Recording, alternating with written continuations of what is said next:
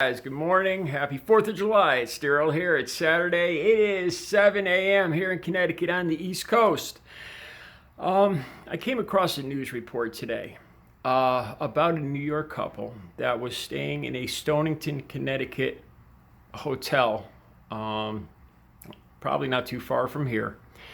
And there's a security cam video of this man and woman, but particularly the man, assaulting the female hotel worker.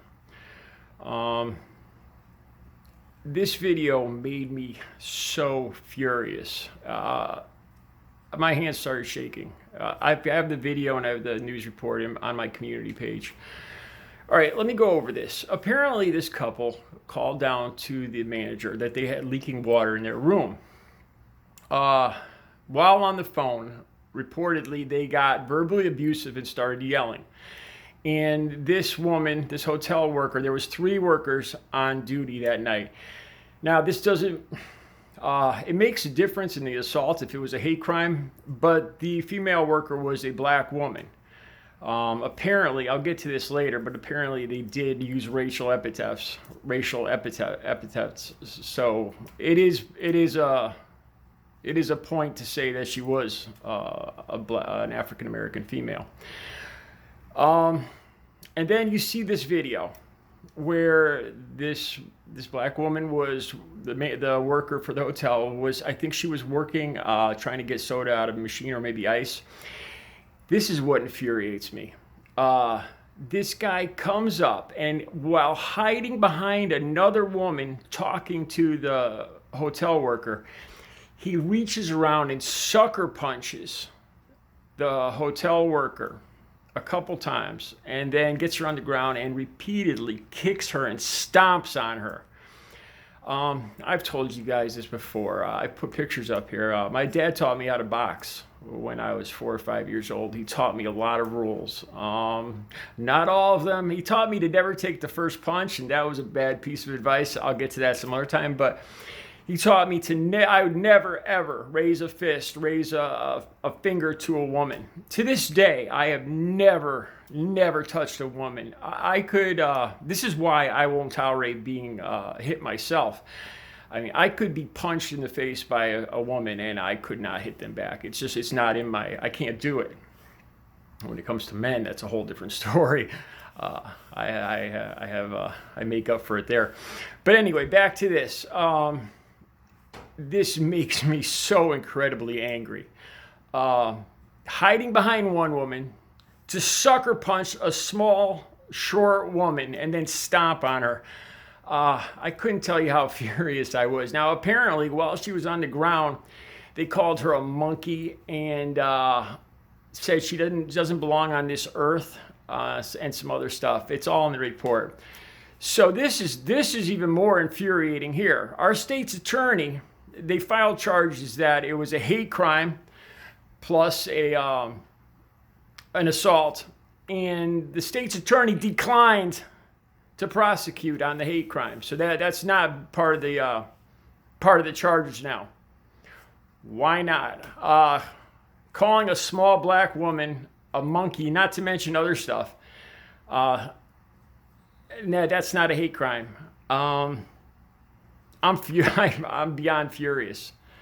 To also mention too, there's a couple rallies, Black Lives Matter rallies here, right around here, this afternoon on the 4th of July at 2 o'clock, which I plan on attending, and maybe I'll show you guys some videos from there. But the fact that the state's attorney declined to prosecute, apparently this couple is from New York. They were extradited back to Connecticut. They fled the state right after this assault, ran away, ran back to New York. It makes me wonder why people from New York are even here during this pandemic too.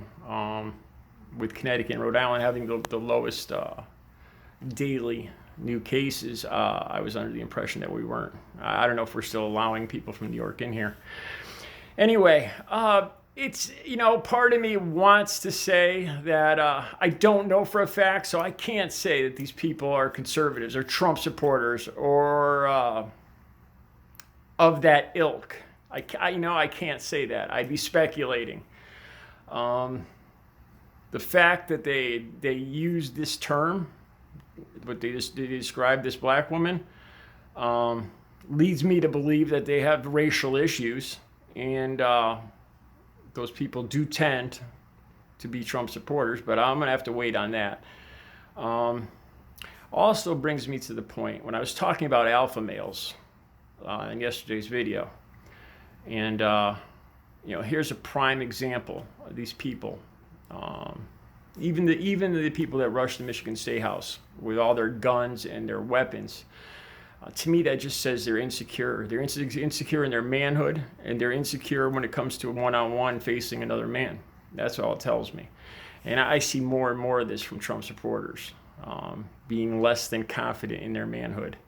A real man would never strike another woman.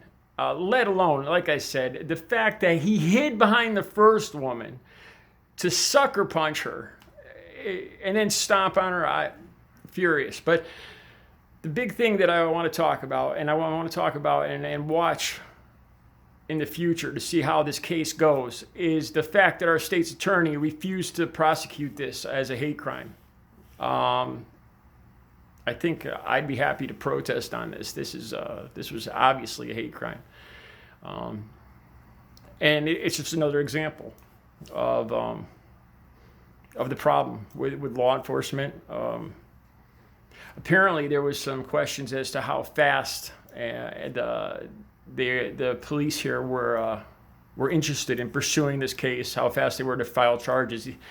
I don't know if it's because, or if they used the reason that the couple fled into New York, but that shouldn't be an issue. So there's some questions here. This story made me furious this morning, and I'm going to talk more about it. Like I said, the video and more of the stories on my community page. Stonington couple attack hotel worker.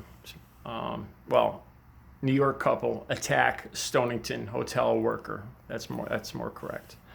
All right, you guys have a good 4th of July. Stay safe.